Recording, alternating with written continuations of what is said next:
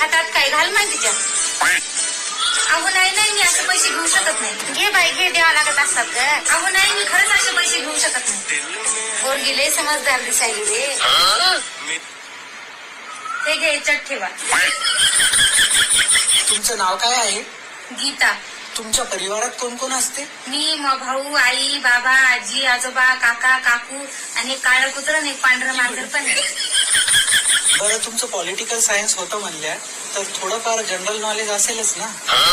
बरं, पेट्रोलचे एवढे भाव वाढले त्याच्यावर तुमचं काय म्हणणं आहे? असे प्रश्न कोणी विचारते ग बाई?